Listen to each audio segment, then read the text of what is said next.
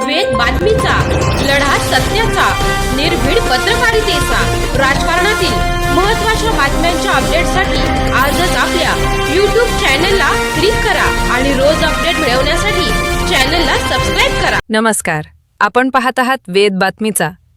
Smart कार्डासाठी बस स्थानकात वृद्धांची पहाटेपासून गर्दी.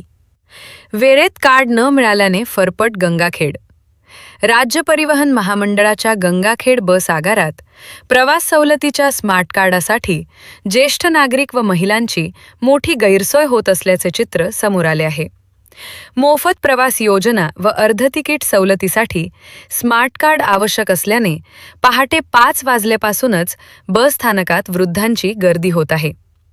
कार्यालयाची वेळ सकाळी 10:30 वाजताची असतानाही स्मार्ट कार्ड वितरणाची गती अत्यंत मंद असल्याने नागरिकांना 6 ते 8 तास प्रतीक्षा करावी लागत आहे.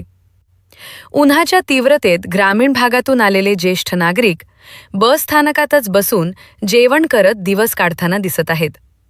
पूर्वी प्रवास सवलतीसाठी आधार कार्ड ग्राह्य धरले जात होते, मात्र आता स्मार्ट कार्ड अनिवार्य करण्यात आल्याने नागरिकांची धावपळ वाढली आहे. कार्ड वितरणासाठी टेंडर पद्धतीने केवळ 2 कर्मचाऱ्यांची नियुक्ती करण्यात आल्याचा आरोप लाभधारकांकडून केला जात आहे. दिवसभरात मर्यादित वेळच कार्ड वाटप होत असल्याने अनेकांना 15 ते 18 तास ताटकळत राहावे लागत असल्याची तक्रार आहे. या प्रकारामुळे ज्येष्ठ नागरिकांमध्ये संतापाचे वातावरण निर्माण झाले असून स्मार्ट कार्ड वितरण प्रक्रिया सुरळीत करण्याची मागणी जोर धरत आहे. वेद बातमीसाठी अनिल शेटे, परभणी जिल्हा प्रतिनिधी. नाव करण सैनाजी पड राहणार वाटतारा.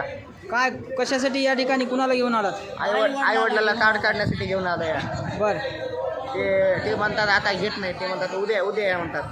काय कारण काय सांगितले का? कारण सांगितलं आज 50 महिला आणि 50 पुरुष एवढंच घेता. मग काय लिमिट संपली काय त्यांची? नाही म्हणते तर एवढे घेता म्हणते तर. बर, तुम्हाला काय मग सांगण्यात आलं त्यांच्याकडून? ते म्हणले आज बाहेर लागत नाही, सकाळी 6 वाजता इथं हजर राहावं लागतं. उद्या सकाळी 6 वाजता बोलू लागणार. बर, ठीक आहे.